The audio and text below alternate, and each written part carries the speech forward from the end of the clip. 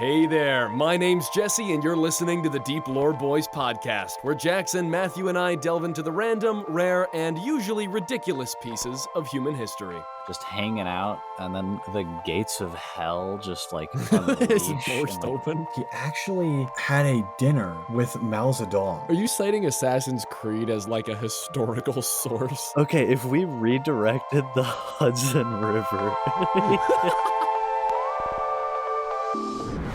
Hey there, this is editor Jesse from the future. Just wanted to apologize in advance. This episode, you'll hear some occasional mic pops. It was a temporary issue that we worked out and fixed, so this is one of the only episodes that you should hear it in. Also, each topic that we're discussing in this episode was listener requested. Most of those came in on our Discord server, which you can find linked on our YouTube channel and Spotify. It should be in the descriptions of most episodes, if I remember. You can always leave a comment on YouTube or shoot us an email. So thank you guys for sending your own deep lore our way, and keep them coming, because we will gladly discuss more listener-requested topics in the future. And now, on to the episode. His name is Theogenes. Of Thassos. Is it Thasos or Thassos? I think it's Thassos. Wait, hold So on. It is? Theogenes of Thesophilis, he was an Olympian of ancient Greece. Son of Timosthenes.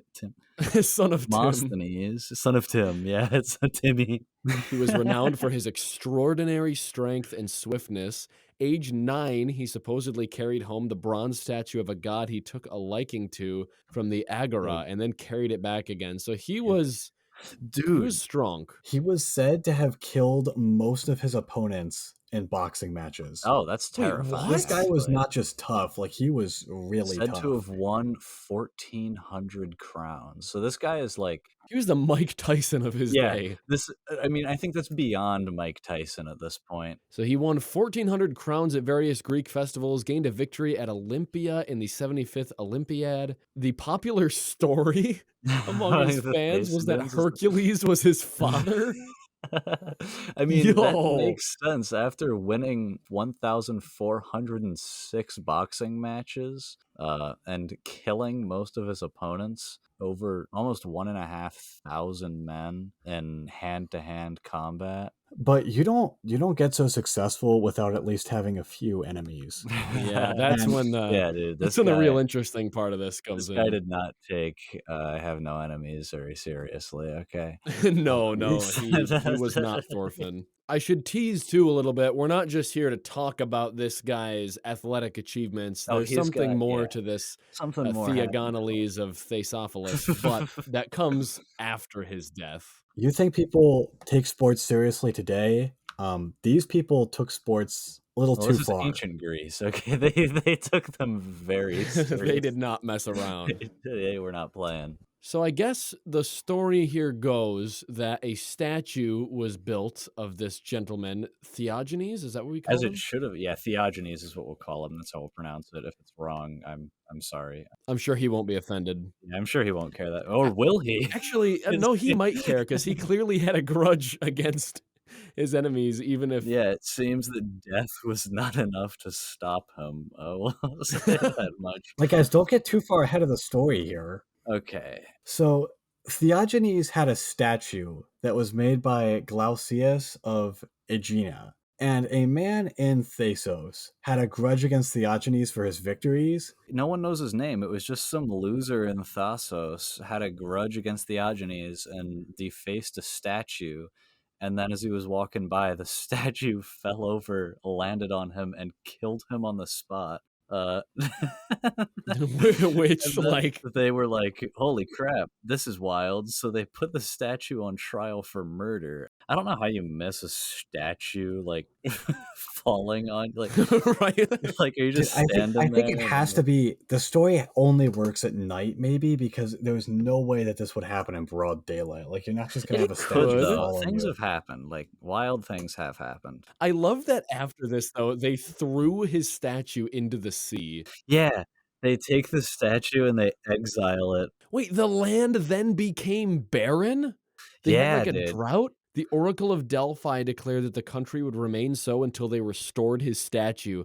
Fortunately, the crew of a fishing vessel caught the statue in a net and brought it to shore. If this statue is so heavy that it kills someone by falling on them, I don't know how you're gonna haul it out of the ocean in a fishing net. Dude, fishing nets were actually built for a lot of weight. I will tell you that. The only actual reference that we have, and I don't know that we can even post this in the video because, I mean, it's a Greek statue. I Yeah, see. yeah, you know. It's one of those. One of those ones. Yeah, that's the statue we're talking about. All we see is this from Assassin's Creed. Are you citing Assassin's Creed as like a historical source? We don't have anything else, man. Like, what? I wonder how long was the statue in the sea for? Like, did they try to like at least do some other stuff, and then they were like, "Hey, this statue's been in the sea," and they're like, "Oh, well, of course that's what's causing it," and then they just have to dig up the statue and put it back in its place. The statue had been thrown out into sea, and then after the like there was no harvest, like everything started dying. So it was pretty clear. And actually, no, so there's a lot that's missing. Apparently, the reason that this happened was because Theogenes had become a god. And so What? I mean, it makes So sense that- if they believe that Hercules was his father. I mean, Hercules was Yeah. a demigod, so I so mean, Theogenes became a god. Having a boxing god doesn't seem that strange. maybe the god of killer statues. Maybe, yeah, maybe. Oh, you know what sounds really cool? Having like a boxing Valhalla where like Mike Tyson and Theogenes end up there. You know, like Rocky. He's not even real, but he earned a place there. I feel like Timosthenes would have been really mad when like his son has all these achievements, and then everybody else in Greece is like, he must be the son of Hercules, and then just like never give him any credit. Oh, you're Wait, right. That's hold on, so unfortunate. for Theogenes Timmy. apparently got tired of winning in boxing after a time because he had so many wins. He just kept winning over and over again. He didn't stop. So he got tired of it and kind of pulled a Michael Jordan and switched to running and decided he just wanted to do running instead. He really And did? apparently he pulled it off. Apparently he was great. His goal was to win a prize for running in the homeland of Achilles. And apparently, yeah, he won the prize. He straight up won at the running tournament Nice. too. So he wasn't just like So a he runner. was He was really good. very, very. I mean, he was training. He trained a lot. Oh, that is cool. This guy is awesome. I'm really surprised that I've Yeah, never heard of him before. David Goggins of ancient Greece. Tying it all back here, it's kind of interesting to me that in the beginning of his life, Theogenes grabs this statue, takes it out of its rightful place, and then brings it back to where it was supposed to be. And that's the exact same thing that happens with his statue. Yeah, that's just beautiful poetry, dude.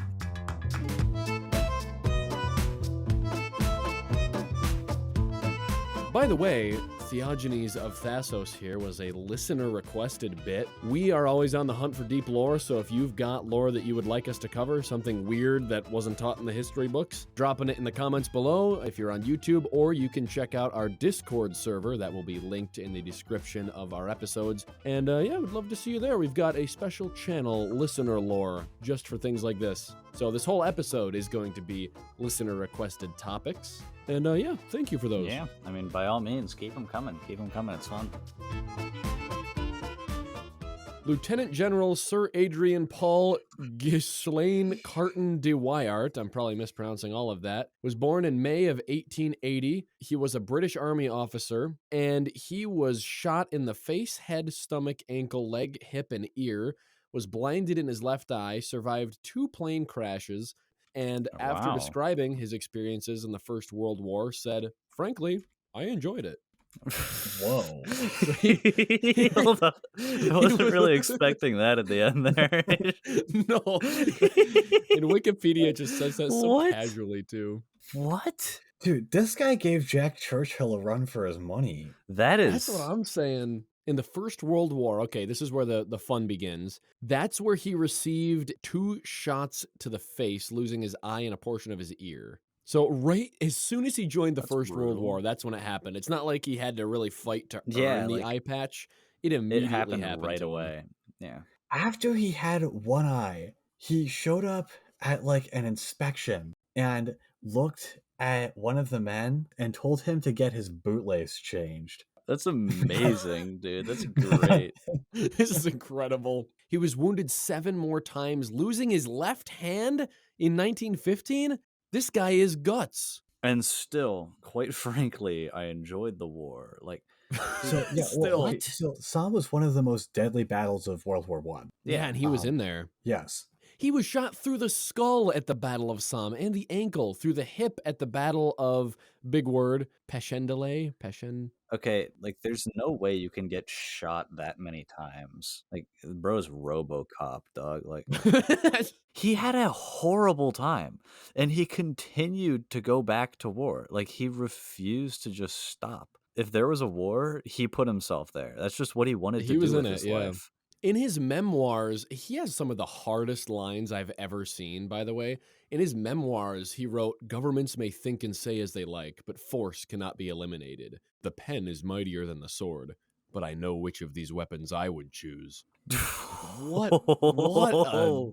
That is a Okay. legendary quote. Okay. He just wanted to live peacefully in Poland after the First World War, but unfortunately, that wasn't exactly a thing to do. Oh, so he didn't really want to be in World War II? He kind of had to? No, it looks like he was really just forced to do it. In 1908, he married his wife. I'm going to see if I can get this all in one go. Countess Frederick Maria Caroline Henriette Sabina Franziska Fruger von Babenhausen, the eldest daughter of Wow. Karl. Wait a second, could you say that again? I don't think I got it. That's literally what it says. It's not even... Yeah. Wow. Okay, Karl Fifth Prince von Fugger Babenhausen. That would be his title. Like, that's his title. His name is just Karl. Hey, Karl, what do you want to name our daughter? She looks like a Countess Frederick Maria Caroline Henriette Rosa Sabina Franziska Fruger von Babenhausen to me. I don't see anything more immediately about his wife, so we'll see if she comes up again. His poor wife. Dude. His poor wife. She was probably just, like, constantly worried. Okay, so we can't just skip over the whole plane crash thing that happened. Yeah, what was the story there? I guess he traveled in a Vickers Wellington bomber. The aircraft left for Cairo with enemy territory to the north and south. Both engines failed off the coast of Italian-controlled Libya, and the plane crash landed in the sea about a mile from land. Wiart was knocked unconscious, but the cold water made him regain consciousness. When the plane broke up and sank, he and the rest were forced to swim to shore, and that's when they were captured by Italian authorities. He made 5 escape attempts, including 7 months tunneling. That's a... Wow. He evaded okay. capture for 8 days disguised as an Italian peasant. He was in northern Italy. Wait. Because he couldn't speak Italian. He still got away with it for 8 days despite not even being able to speak Italian, dude. And he was 62 with an eye patch. And had multiple injuries and scars. That is a master of stealth here. What? So this guy went everywhere. He went to Egypt, he went to Southeast Asia, he fought in Europe, he fought in Africa. Dude, he's just traveling, man. He ended up going to Southeast Asia, and in 1945 he actually had a dinner with Mao Zedong and What? was not in What? any way a fan. He did not like him. No. He called him a fanatic and later added, "I cannot believe he means business." He met Mao Zedong at dinner and had a memorable exchange with him, interrupting his propaganda speech He interrupted his speech. to criticize him for holding back from fighting the Japanese for domestic political reasons. What? Mao was briefly stunned and then laughed. Dude, Oh my this land. guy has... There's something in this guy's... There is. Bro got that dog in him. This bro, Like- he's insane. I like this picture of him, like he's just hanging out there, and Standing. then there's also FDR and like Winston Churchill, and he's just he's standing He's there. just in the back. Is that He's FDR? just hanging Yeah, out. it's FDR and Winston Churchill sitting there, and he's just hanging out in the far end of the picture. Just He's Oh, looking I see this directly one. at the camera. he's looking at the too. camera, like doing the smile. He just- Also, This guy's I do just want to say incredible. that Mao Zedong, when he was doing speeches and stuff, he would get a lot of people all wound up. He was not somebody you wanted to interrupt, and definitely not somebody. How do you interrupt somebody in the middle of a speech like that? Like, This man was louder than Mao Zedong to He interrupt must him. have started yelling. Like, this guy Like- was not at all playing games, and he wanted everyone to know it. To say this guy's impressive, okay, like actually, And that's all the impressive. way. That's like late in his life. That's Yeah. 1945. I mean, He lived to be 83. He died in the 60s. So his wife died in 1949, and as many people did back in the day, only 2 years later, he remarried at the age of 71. this woman, whoever this special lady was, Ruth Myrtle Muriel Joan McKenchie. He really liked women with long names. I will. He did. Yeah, that was like his thing. He I think. chose the complex women. I mean, to be fair, he doesn't have the shortest name either. No, that's he true. didn't choose the complex women. He chose the complex life. Like, he chose. Yeah, dude, he's playing life on like extreme difficulty. Okay, like He really was. Really, really But, he was. but can we acknowledge that Ruth Myrtle, she marries this 71-year-old guy with broken vertebrae, like a shattered spine, no eye, no left hand, Yeah, I mean, some special lady. So I guess because he was like already kind of famous, the Soviets, because they were allied with the Nazis at some point, when they took his land in Poland, they packed up all of his stuff and moved it to the Minsk Museum. So they just put all of his stuff in the museum. He said, wait, while he was alive? I mean, that's kind of an honor. Nobody's going to do that to me. that's so strange, though. They're just like, hey, by the way, this stuff belongs in a museum. And he's like, well, it's mine. He's like, yeah, that's why we're taking it. That's why.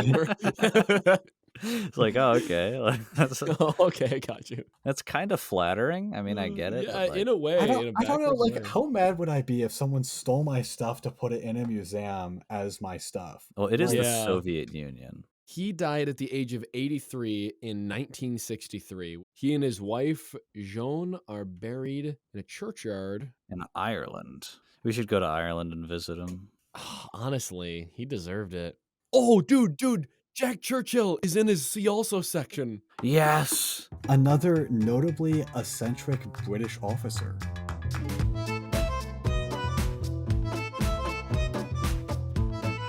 Okay. Decided to grab some yogurt too. So here we go. Are you a yogurt male? Is this new development? Just for protein, I put it in my Guys, protein we- shakes and I eat. we got a yogurt male on the podcast. Hey, listen, let me defend myself here. I He's ain't just buying saying your just for protein, guys. Just that, like, well, I mean, that's Hey, literally hey, what yogurt look. males say. Okay, I am not buying the skimpy like strawberry yogurt crap. I have plain low-fat yogurt, like Dude, no you added got some sugar in fine here, dining? no saturated fat. There's a little saturated Ooh. fat, but this is like the worst tasting yogurt you can buy at the store. I am eating it just for protein.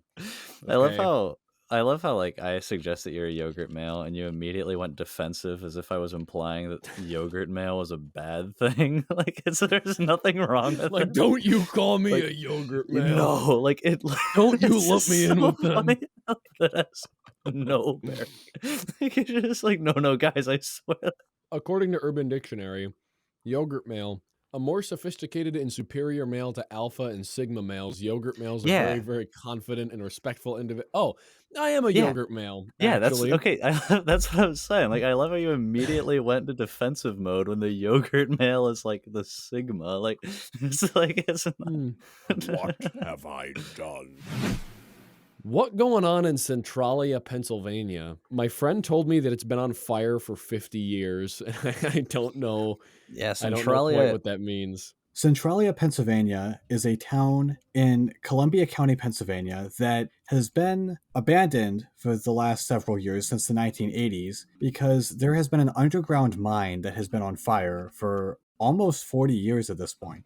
Oh, you just spoiled the surprise, dog. I mean, It has been burning in the labyrinth of abandoned coal mines since May 27th, 1962. So that was about 60 years ago. So they evacuated it in the 80s, but it's been burning since the 60s. It had 1,500 residents at the time of the fire, but now it's got 5 as of the 2017 census. and what's weird is like smoke continues to seep out of like the ground and like cracks in the highway and stuff. At its current rate, it could continue to burn for over 250 years past now, which is insane. So they It's didn't really know crazy. that it was this big of a deal. They knew that like there was like a bit of like an underground fire going on. In 1979, that was when people really began to realize it. A gas station owner and was also the mayor, John Coddington, John. he inserted a dipstick into one of his underground gas tanks to check the fuel level, and when he withdrew it, it seemed hot. So when he put a thermometer down there, it said that the temperature of the gasoline in the tank was 172 degrees Fahrenheit. Oh my! Oh, holy. And I think that's probably why they started evacuating the town, right? Because that's not good. Yeah, that's not safe at all. In 1981, on February 14th, Valentine's Day, a 12-year-old resident named Todd Domboski, I think that's his name, fell into a sinkhole 4 feet wide and 150 feet deep that suddenly opened beneath his feet in his grandmother's backyard. He saved himself by grabbing onto a tree That's root. terrifying. And then his cousin, Eric Wolfgang, what a powerful name, came and pulled him out of the hole to safety. A plume of hot steam came billowing out of the hole later on. Dude, I'd abandon this town too. This is a mess. What a story to be able to tell, though. That had to be like traumatizing. Yeah, I mean, that's a good story. That's great to tell. But like, can you imagine just hanging out and then the gates of hell just like unleash It's burst and, like, open. come to find out the entire like underground of your town is on fire. Like, Well, the thing is, even if he had fallen into the hole, he would have died by the time they had gotten him out because of all the Yeah. carbon monoxide. in yeah, it. no, he totally would have died. It's a world where no human could live, hotter than the planet Mercury, its atmosphere as poisonous as Saturn's. At the heart of the fire, temperatures easily exceed 1,000 degrees Fahrenheit. Lethal clouds of carbon monoxide and other gases swirl through the rock chambers. So I'm gonna tell you guys right now, please do not go to Centralia, Pennsylvania. There are dozens of signs telling you to keep out because yes, it can cave in. There are tons of gases in the air, and yes, so you are risking your life by going there. That being said, it is really cool. Yeah, we can't deny that. That's why we're talking about it. So are there only 5 people that are allowed to live there, or 5 people that are allowed to There go are 5 there? people on there in the 2020 census. I clicked on an article where a couple of former residents of Centralia were interviewed, and they said tourists are destroying the town. Like, people would just come into the town and walk on their lawns and freely like it was abandoned, that's and they would even take a obnoxious, chip yeah. off of their house. What? Yeah, the guy said they chipped at my house for a souvenir like they wanted a piece of the Lord's cross. Dude, that's just weird, man. Like, don't be that guy. Can they flood the mine? Is that even possible? So that's what I was just thinking about. But just because you put water on fire doesn't mean that it's immediately out. The fire gets so hot that it evaporates water before it even touches it. Yeah, no, I know. It's going to take, like, a lot of water. What if we redirect Lake Erie over there? Yeah, we could. That's How what I'm far is thinking. it? Like, we could build a canal.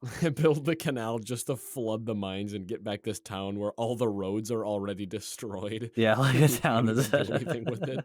Do you know, it would be better off to redirect the ocean, okay? Like, You beat me by just a few seconds. I'm like, yeah. it would be a colossal project that would undoubtedly could just do be it. spending taxpayer money. No, let's do this. Deep Lore Boys fans unite. We'll get the whole Discord server together. We'll all go and start digging this canal. We'll save Centralia. We'll start digging. Okay. Dude, you can We literally can do it. Okay, if we redirected the Hudson River. History's first 100% crowdfunded canal.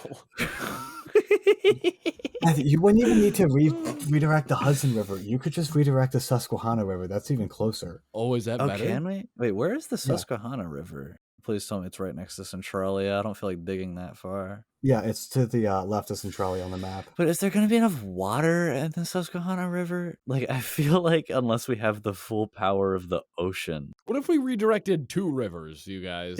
Okay, the Susquehanna and the Hudson. Okay. That's right. We're gonna We need both- them We'll both. turn Centralia into a lake. Just think it's already Well, no. in the Appalachians, so it'd be sending it like up, like it wouldn't. We'd need like a giant pipe that we could just like. But imagine how cool it would be. It would Because be after we cool. put the fires out, now Centralia has like underwater caves you can explore. Yeah, dude, that would cause more fatal accidents. Actually, do you know how It many people probably would go would. in there? Hey again, it's Jesse. Hope you enjoyed this episode of the Deep Lore Boys podcast. If you had fun, please share this episode with one of your non-reptilian friends, and we'll see you next time. Until then, I hope your day is nothing short of interesting. Take care.